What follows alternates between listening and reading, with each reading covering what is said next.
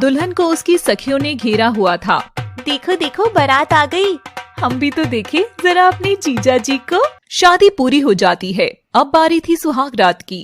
दुल्हन लाल जोड़े में सज धज कर सेज पर बैठी थी कि तभी उसे कमरे में रखी बड़ी संदूक के अंदर से कुछ अजीब आवाजें आती हैं। वो उठकर संदूक के पास जाती है और कान लगाकर सुनती है।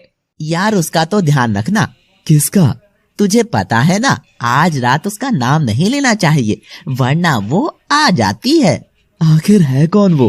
पहले तो काका और बाबा ने मुझे डराकर मेरे को गंजा करवा दिया, और अब तू आखिर किसकी बात कर रहे हो? खूनी दुल्हन, तू तो जानता है ना, वो गांव की हर शादी की पहली सुहाग रात में जरूर आती है। यार अब तू डरा मत। डरूंगा तो तेरी भाभी को खुश कैसे करूंगा? वैसे भी मैंने अपने बालों का दान दे तो दिया उस चुड़ैल को। वह अंदर जाता है। दूल्हा जैसे ही दरवाजा खोलने वाला था, उसे अंदर से चीखने की आवाज आती है। वह हड़बड़ाकर दरवाजा खोलता है और देखता है कि वहाँ तो सब नॉर्मल था। सामने उसकी दुल्हन लाल जोड़े में बैठी थी। अरे मनोज जान, आज तो इतने कपड़े मत पहन कर रखो। सुहाग रात में इतने कपड़े कौन पहनता है? ये कहती ही मीना अपनी शॉर्ट नाइटी में आ जाती है। मनोज ये देखकर बहुत एक्साइटेड हो जाता है। मुझे तो ये बताया था कि लड़की बहुत शर्मीली है, मगर क्या बात है, आज तो तुम जरा भी नहीं शर्मा रही हो। अब बातें कम काम ज्यादा करो, जल्दी आकर प्यार करो मुझे। मनोज कुछ और बोल पाता कि तभी उसे अचानक आकर मनोज को बिस्तर पर धकेल दिया। यह देखकर वह तो एकदम मदहोश हो गया, मगर तब कुछ ऐसा हुआ जो दोनों में से किसी ने भी नहीं सोचा होगा। दुल्हन दूर हटती है और वह देखता है कि उसका चेहरा पूर्णिमा के चांद की तरह बहुत जोर से चमक रहा है। यह देख मनोज एक बार तो घबरा जाता है। तुम ठीक तो हो ना? तुम तो ऐसे डर रहे हो जैसे यहाँ तुम्हारे आगे मैं नहीं, वो शापित चुड़ैल खड़ी हो। देखो मुझे क्या, मैं तुम्हें कोई चुड़ैल लगती हूँ? और ये कहते ही वह कंबल में घुस जाती है। मनोज भी यह देखकर बेकाबू हो जाता है और उसे प्यार करने लग जाता है। प्यार करते हुए जैसे ही लड़की के हाथ में मनोज के बाल आते हैं तो वहाँ से नकली विग निकल जाती है और वो दूल्हे का गंजा चेहरा देखती है तो उसके चेहरे को देखकर वह घबरा जाती है। नहीं नहीं, बदसूरती नहीं पसंद मुझे। कौन हो तुम वो नहीं हो सकते हो। और वे तुरंत दुल्हन खूनी दुल्हन में बदल जाती है, जिसका पूरा शरीर जल रहा था और वह मनोज का चेहरा देखकर चीखती जा रही थी। मनोज की तो सांसें अटक चुकी थी यह देख। मेरी बीवी खूनी दुल्हन है। और मनोज बेहोश हो जाता है। खूनी दुल्हन खून से सने पाँव को लेकर कमरे की दीवार पर चलने लगती है। हर दुल्हन का अरमान होता है कि वो विदा होकर अपने पति की सुहाग की सेज पर बैठे, मगर यहाँ हर सुहाग रात पर खूनी दुल्हन आएगी। खूनी दुल्हन। और वह गायब हो जाती है। तभी मनोज को बेहोशी में ही संदूक में से खटखट की आवाजें आती हैं और वह जाकर देखता है कि संदूक में मीना पड़ी हुई थी। मीना को देखकर मनोज डरता हुआ दूर जाकर गिरता है। मनोज के घर वाले भी कमरे में आ जाते हैं और मनोज की हालत देखते हैं। मैं जिससे प्यार कर रहा था वो खूनी दुल्हन थी, एक चुड़ैल। मीना ही वो चुड़ैल है। दूर हट मुझसे, दूर हट। मनोज वो मैं नहीं थी। मीना ने संदूक खोला, उसमें से अभी भी अजीब आवाजें आ रही थी। मीना कान लगाकर सुनती है। मीना तेरी जगह मुझे दे दे। मीना ये सुनकर डर जाती है और तभी एक जला हुआ हाथ मीना की ओर हमला कर उसे संदूक के अंदर खींच लेता है। और संदूक के अंदर से जले हुए शरीर की खूनी दुल्हन बाहर आती है। खूनी दुल्हन निकली है शिकार पर। और वह मीना के रूप में बदल जाती है। मनोज देखा, तेरा दिन अच्छा था, आज तो तू गंजा होने से बच गया। अब पूरे गांव में ऐलान कर दे कि जिस भी दूल्हे की शादी हो तो वो अपने बाल जरूर से मुंडवा ले। ए जी, पर आपको कैसे पता चला कि? ये राज मैंने आज तक किसी से कहा नहीं। भाग्यवान तुम्हें याद है, हमारी शादी के समय मेरे बाल झड़ने लगे थे और उस रात वो भी आई थी वहाँ। मैंने तब तक सिर्फ गांव में खूनी दुल्हन के किस्से ही सुने थे, मगर उस दिन वो तुम्हारी जगह घूंघट करके बैठी हुई थी। मैंने लहंगे में से झांकते उसके उल्टे पाँव देख तो लिए, मगर कुछ बोला नहीं। ए जी, इतने दूर क्यों हो? आकर मुझे प्यार करो ना। तभी जैसे ही मैंने अपने सिर से कपड़ा हटाया तो वो मेरा गंजा सिर देखकर रेंगती हुई बिस्तर के नीचे घुस गई बदसूरती, नहीं, दूर हटो मुझसे। और फिर वहाँ से गायब हो गई। तब तुम मुझे बाथरूम में बेहोश मिली और फिर मैंने तुम्हें आज तक ये सच नहीं बताया और इसीलिए मेरे बेटे की शादी में मैंने उसे गंजा होने को कहा। मीना चुड़ैल है, मीना चुड़ैल है। मीना अपने पति की ये हालत देखकर बहुत दुखी होती है और तुरंत अपने एक बहुत अच्छे दोस्त को फोन करती है। कार्तिक, तू शादी में नहीं आया, कोई बात नहीं, मगर अब मुझे तेरी जरूरत है, प्लीज जल्दी आ। कार्तिक मीना का खास दोस्त था जो भूत प्रेत जैसी चीजों का पूरा ज्ञान लिए हुए था और गांव में ऐलान करवा दिया जाता है कि जब भी कोई शादी होगी दूल्हा गंजा होकर ही फेरे लेगा। मगर बहुत से लोगों ने इस बात को नहीं माना और कुछ ने मान लिया। एक सुंदर दूल्हा अपनी सुहागरात पर कमरे में जाता है। वहाँ बैठी खूनी दुल्हन उसका चेहरा देखती है तो वह गंजा नहीं था। यह देख खूनी दुल्हन की अंदर की आग जल उठती है। आज रात मुझे इतना प्यार करना कि तुम्हारी जान ही निकल जाए। कहीं तुम्हारी जान ना चली जाए मेरे प्यार करने से। ये सुनते ही दुल्हन ने दूल्हे को प्यार करना शुरू किया। अरे नगमा रुक जाओ, मुझे सांस तो लेने दो। तभी दुल्हन दूल्हे गर्दन पर दांत काटकर उसकी सांसें अटका देती है और उसकी गर्दन पर से खून आने लगता है। कौन हो तुम? कौन हो तुम? तभी खूनी दुल्हन उठकर पीछे जाती है। उसके बाल हवा में लहराने लगते हैं। ना मैं मानव, ना मैं प्रेत, ना मैं दुश्मन, ना ही मैं दोस्त, मैं हूँ उसकी तलाश में खूनी दुल्हन। दूल्हा वहीं मर जाता है और खूनी दुल्हन वहाँ से चली जाती है अपने अगले शिकार पर। उसी रात खूनी दुल्हन ने 4 शिकार किए। अगले दिन पूरे गांव में खबर फैल गई। मनोज के पिता गांव के सरपंच भी थे। पंचायत में सभी दूल्हों की लाश पड़ी थी। मैंने तो समझाया था कि ब्याह से पहले मुंडन कर लो, मगर मेरी तुमने एक ना सुनी। अरे गंजा होने में क्या बुराई है? और तो मन्ने तो सरपंच जी शुरू से ही गंजा ही मिले थे, मगर मन्ने तो यो किसी हीरो से कम न लागे। ओह चुप कर जा भाग्यवान, चुप कर जा। सरपंच जी, गंजा होने की वजह से खूनी दुल्हन क्यों नहीं आती है? तभी वहाँ एक नौजवान लड़का आता है। सरपंच जी, जरूरी नहीं है कि जैसा हमें दिखाई दे रहा है सब वैसा ही हो। इस खूनी दुल्हन के पीछे क्या कहानी है पहले वो जाननी होगी। तू कौन है लड़के? बाबूजी, इसे मैंने बुलाया है, ये मेरा दोस्त है। कार्तिक मनोज के पास जाता है। मीना चुड़ैल है, उसे दूर ही रहना।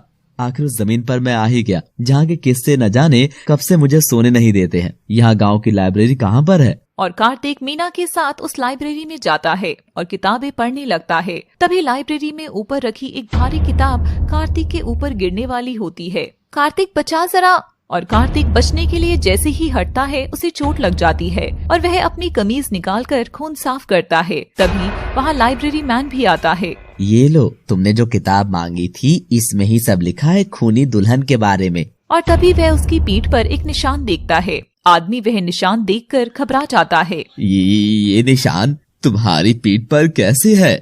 मीना देखती है तो वहाँ एक अलग सा चक्र बना था जिसके बीच में कुछ लिखा था। ये निशान तो मेरी पीठ पर बचपन से है।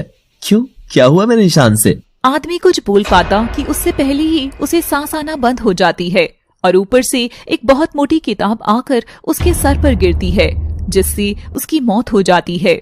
उठिए उठिए भैया, ये क्या हो रहा है? कार्तिक के निशान के बारे में क्या कह रहे थे? मैं नहीं जानता मीना, अभी रात बहुत हो गई है, हमें अब यहाँ से चलना चाहिए। मीना जाने से पहले वे किताब उठा लेती है और दोनों गांव में सरपंच के घर पर लौटते हैं। खूनी दुल्हन देखकर मनोज का दिमाग तो वैसे भी ठिकाने पर नहीं था। अंकल, आप इस चुड़ैल के साथ कहाँ गए थे? अंकल, आप इस चुड़ैल से दूर रहो, ये ऐसे करके अपने पाँव उल्टे कर लेती है। बेचारी मीना कुछ भी नहीं बोलती। अरे मनोज की माँ, इसको अंदर बंद कर दे। लगता है वो डायन मारा चोरे ने एकदम ही बावलो कर दी है। अभी थोड़ी देर पहला तो मारू घूंघट खोल कर कह रहे था कि बींदनी पीहर से कद वापस आई। मैं कह दूं हूँ मनोज का बापू, जो था मेरा छोरा ने ठीक कोनी किया, ना तो मैं कुआं में कूद के जान दे दूंगी।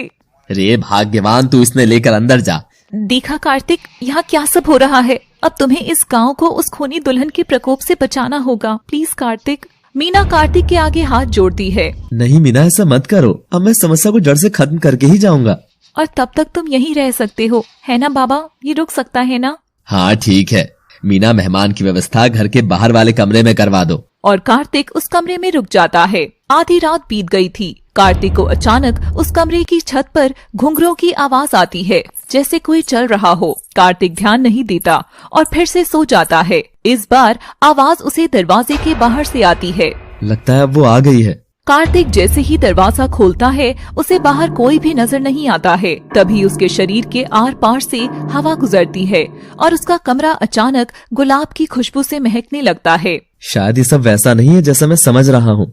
तभी वह खिड़की से बाहर झांकता है तो छत के ऊपर लाल कपड़े पहने एक लड़की चल रही थी, जिसने चूनर ओढ़ी हुई थी, और वह चलते हुए छन छन करती नीचे के कमरे में घुसकर गायब हो जाती है। कार्तिक यह देख एक बार तो घबरा गया था। अचानक कार्तिक के कमरे पर खटखट होती है।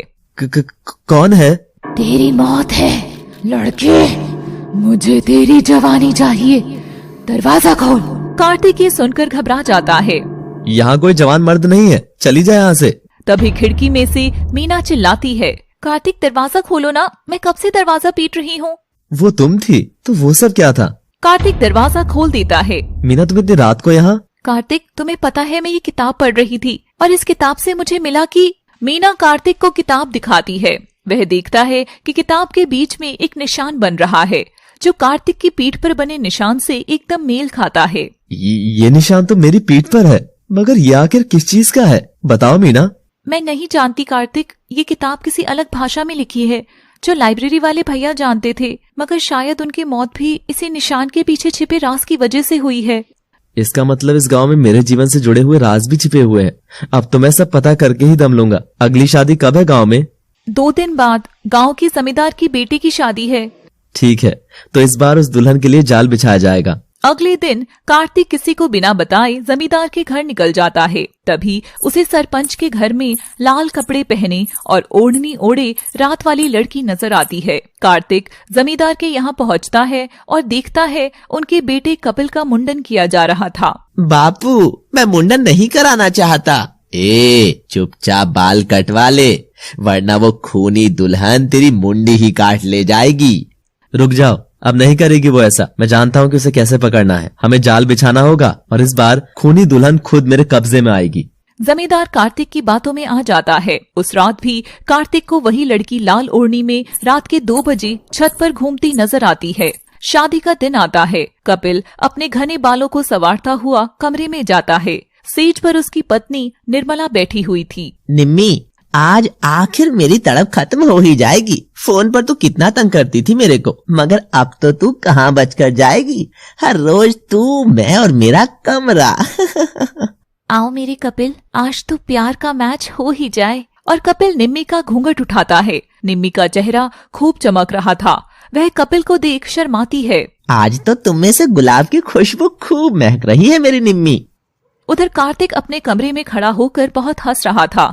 उसके पीछे कमरे के कोने में बोरी में कुछ बंधा पड़ा हुआ था, जो बहुत हिल रहा था। आज तो तेरा किस्सा खत्म, खूनी दुल्हन। निम्मी और कपिल की सुहागरात शुरू होती है। निम्मी ने अपने नाखूनों को उसकी पीठ में धंसा रखा था, जिससे कपिल की पीठ पूरी तरह खून से लथपथ हो जाती है और वह जोर जोर से चीखने लग जाता है। बचाओ कोई मुझे इस खूनी दुल्हन से। तभी वह प्यासी दुल्हन अपना चेहरा उसकी गर्दन से लगाती है और उसका सारा खून चूसने लग जाती है। कपिल का शरीर अब एकदम सफेद पड़ चुका था। कपिल चीख सुनकर बाहर के सभी लोग और आसपास के सभी लोग उसके कमरे की ओर दौड़ते हैं और तभी कार्तिक भी वहाँ आता है। घबराने की जरूरत नहीं है, खूनी दुल्हन को मैंने कैद कर लिया है। वो मेरे पास बोरे में बंद है। कपिल एकदम ठीक होगा। अरे जे वो ठीक है तो इतना दहाड़े क्यों मार रहा है? और सब उस ओर दौड़ते हैं। इस बार खूनी दुल्हन के चेहरे पर हर बार से अधिक जुनून था, जैसे कोई पुराना मकसद उसकी आंखों के जरिए बाहर आ रहा हो। सब लोग मिलकर दरवाजा तोड़ते हैं। इस बार खूनी दुल्हन कहीं गायब नहीं हुई थी। वह सामने सुहाग की सेज पर लाल जोड़े में बैठकर कपिल के शरीर के खून की एक एक बूंद पी रही थी। गांव वाले अपनी आंखों के सामने बैठी उस भयानक खूनी दुल्हन को जैसे ही देखते हैं, उनकी सांस हलक में अटक जाती है। खूनी दुल्हन का चेहरा उसकी लहराती घनी जुल्फों के बीच चमक रहा था। खूनी दुल्हन उनकी ओर देखकर खून से सने दांतों को दिखाकर हंसती है। क्यों, तुम सबको ये कहानी लगती थी ना कि खूनी दुल्हन सिर्फ कही सुनी कहानी है? तो लो, देख लो मुझे। सब लोग कांप रहे थे। खूनी दुल्हन कुछ ना करे इसलिए सब अपना गंजा सिर उसे दिखाते हैं। भीड़ के पीछे खड़ा कार्तिक भीड़ को चीर कर सामने आता है। वह भी उसे देखकर डर से सफेद पड़ चुका था। कार्तिक उन सब गंजों के बीच बालों के साथ था। जैसे ही खूनी दुल्हन की नजर कार्तिक पर पड़ती है, उसकी आंखें लाल हो जाती हैं और वो मुंह चौड़ा कर जोर से चीखती है, मैं लौट कर जरूर आऊंगी। और वह गायब हो जाती है। कपिल की लाश सब लोगों के सामने पड़ी थी और सब कार्तिक को घूर रहे थे। तभी औरतें देखती हैं कि असली दुल्हन तो बाथरूम में बेहोश पड़ी है। वो मैं तो बस आप सबकी मदद कर रहा था। तेरी वजह से हमने हमारा छोरा खो दिया आज। अगर उस दिन मैं उसको जबरदस्ती मुंडन करवा देता तो आज हमारा छोरा जिंदा होता। मीना भी वहीं आ जाती है। पर मैंने तो खूनी दुल्हन को कैद कर लिया था। और कार्तिक बोरा खोलता है तो सब उसमें बंद लड़की का चेहरा देखकर चौंक जाते हैं। राधा तू? कौन राधा? ये मेरी ननद है, मनोज की छोटी बहन। अरे ये तो हमारी ही बच्ची पकड़ के बंद कर दी तूने, और इसको तो खूनी दुल्हन बता रहा है। उसी खूनी दुल्हन के कारण तो इसका घर नहीं बच सका।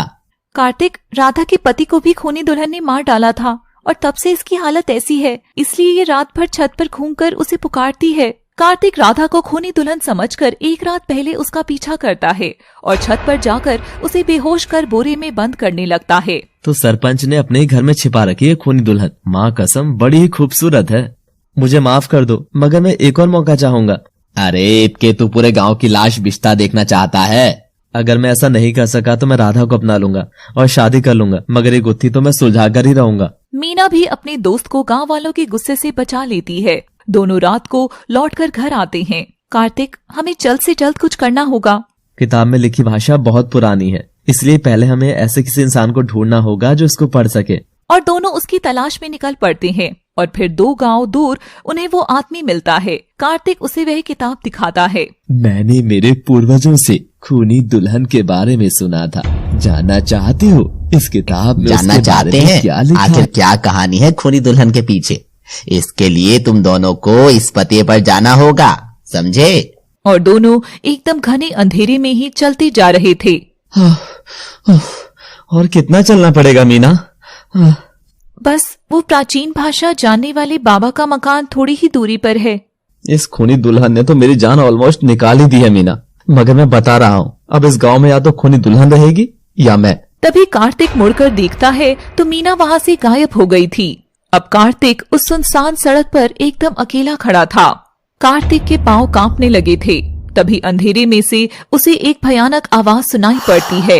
कार्तिक, ये गांव मेरा है और मैं यहाँ से तब तक नहीं जाऊंगी जब तक तुझे अपने साथ ना ले जाऊं।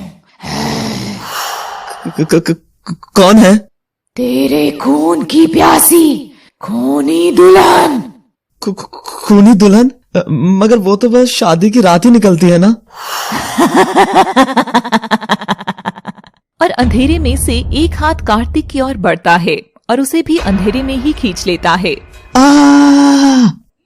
उफ, तुमने तो मेरी जान ही निकाल दी थी यार। सामने कार्तिक की बाहों से लिपटी मीना खड़ी थी। दोनों के इरादे रात जितने ही काले नजर आ रहे थे। दोनों हाथ से वह धागा उतार कर फेंकते हैं। उफ, ये ड्रामा भी ना। क्यों, डर गए थे ना तुम? कैसी थी मेरी एक्टिंग? अरे मीना, तुमने तो मेरी जान ही ले ली थी। मीना ये सुनते ही कार्तिक के एकदम पास आ जाती है और उसे अपने करीब करती है। जान तो मैं अब लूंगी। मीना सब्र करो, अगर किसी ने देख लिया तो सारा बना बनाया प्लान बिगड़ जाएगा। ओ कार्तिक, मुझे मत रोको ना, मैं भी तो तुम्हारे खून की प्यासी हूँ। मुझे भी थोड़ा सा खून पिला दो यार, कब तक यूं तड़पाओगे? रुको बस, जरा सा और सब्र करो, फिर तो मैं बस तुम्हारा ही रहूंगा। और दोनों हंसते हुए एक दूसरे को गले लगा लेते हैं। मीना के पास सरपंच के बेटे मनोज का रिश्ता आया था, मगर मीना कार्तिक को चाहती थी। मीना की मनोज से शादी की बात जब कार्तिक को पता चली तो शुरू हुई ये सारी कहानी। मीना, तुम इस खूनी दुल्हन की कहानी का फायदा उठाना और शादी की रात ही कुछ ऐसा करना कि मनोज पगला जाए। और फिर मैं तुम्हें अपने पास बुला लूंगी। सब कुछ प्लान के मुताबिक ही हुआ।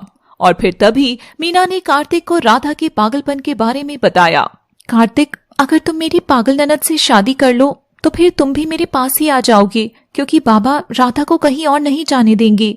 आहा, और फिर तुम हर रात को मेरी खूनी दुल्हन बनोगी, मेरी मीना। दोनों के शातिर दिमाग ने ऐसी चाल चली थी जिसके बारे में कोई सोच भी नहीं सकता था। मीना, चलो जाकर मिलते हैं उस बाबा से, पर मुझे तो ये सब कहानी किस्से ही लगते हैं। सच तो मैं भी नहीं मानती कार्तिक, मगर फिर एक सवाल ये भी होता है कि आखिर आज तक गांव में इतनी मौतें कैसे हुई, और मनोज, उसकी हालत का क्या? हो सकता है कि ये कोई लुटेरी दुल्हन का काम हो और लूटपाट के बाद वो लोगों को मार डालती होगी, या कोई बड़ी गैंग का काम हो, जादू टोना करके लूटपाट करती हो। और मीना और कार्तिक उस आदमी के पास जाते हैं और एक सुनसान जगह पर देखते हैं एक पेड़ के नीचे एक बूढ़ा आदमी बैठकर चिलम सुलगा रहा था। बाबा, आपने खूनी दुल्हन का तो नाम सुना ही होगा। खूनी दुल्हन का नाम सुनते ही उसके हाथ पांव कांपने लगते हैं और चिलम गिर जाती है। कार्तिक तभी वह प्राचीन किताब उसके सामने कर देता है। क्या आप ये किताब पढ़ सकते हैं? किताब देखते ही बाबा के चेहरे के भाव बदल जाते हैं। ये मनहूस किताब तुझे कहाँ से मिली? जानना चाहता है इसमें क्या लिखा है? इसमें लिखी है उस गांव के हर नौजवान की मौत।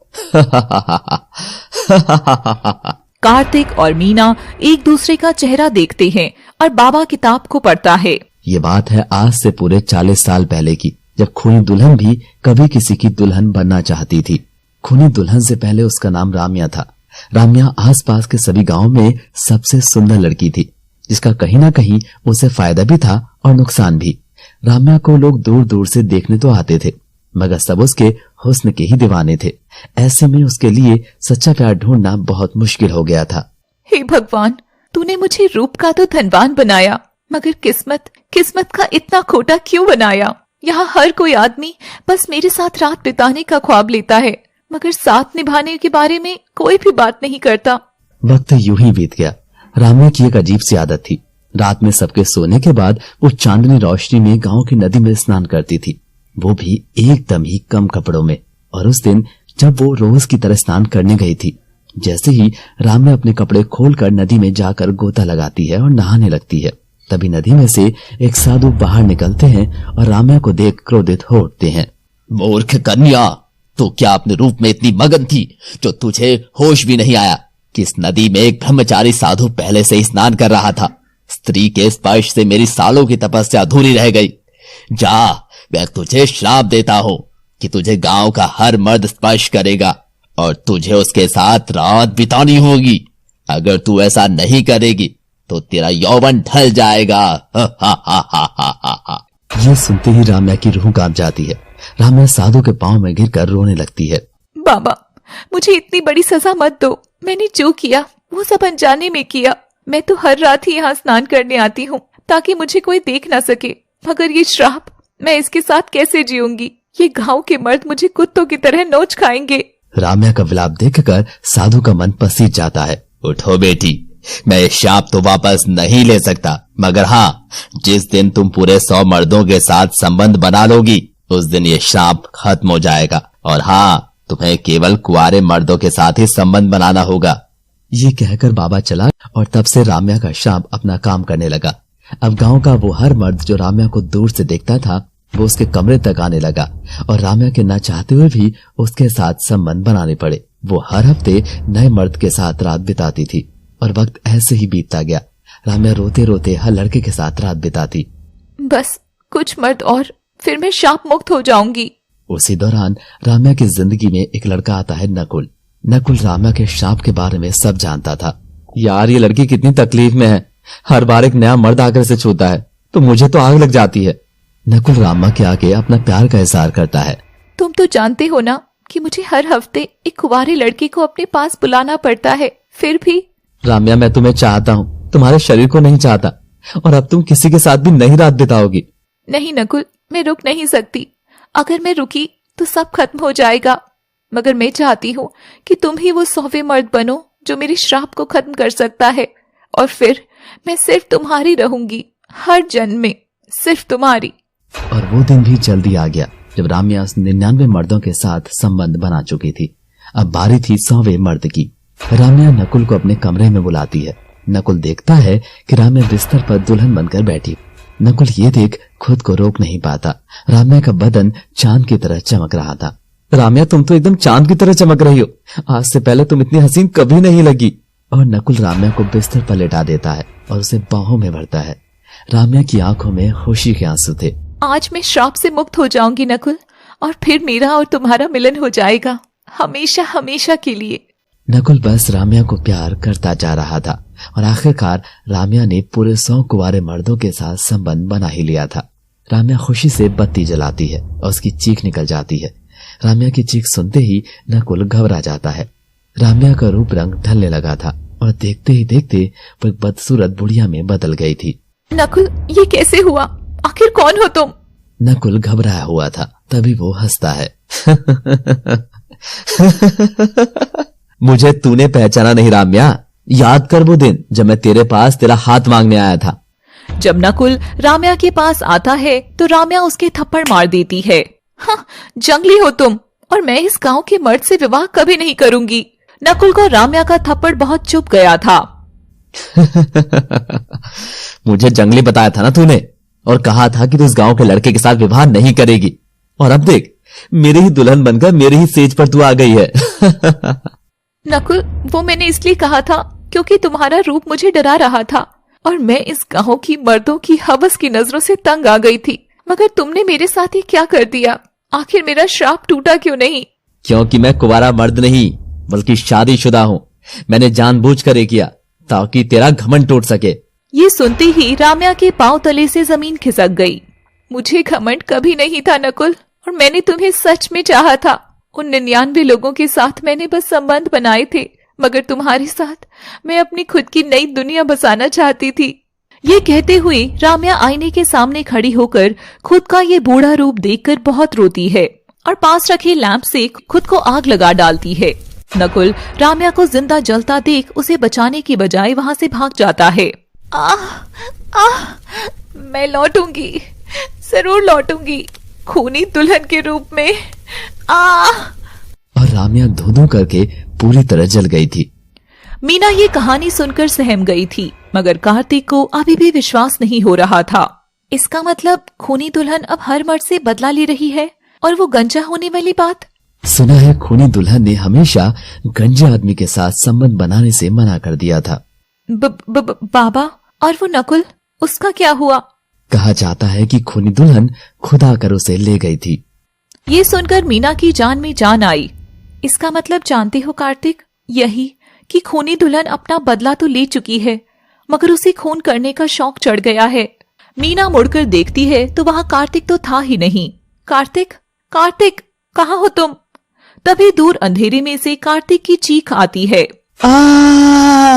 मीना उस ओर दौड़ी चली जाती है और वहाँ बैठा बाबा ये देख हंसने लगता है। जाती है पर किताब उस बाबा के पास ही रह जाती है। तभी वह देखती है कि अंधेरे में कार्तिक जमीन पर पड़ा था और डर रहा था। उसके सिर से तेज खून बह रहा था। वो आई थी, वही आई थी, खूनी दुल्हन। मीना ये सुनते ही घबरा जाती है। तभी कार्तिक हाथ उठाकर मीना के पीछे की ओर इशारा करता है। कार्तिक, तुम पीछे क्यों हाथ कर रहे हो? जैसे मेरे पीछे सच में कुछ है।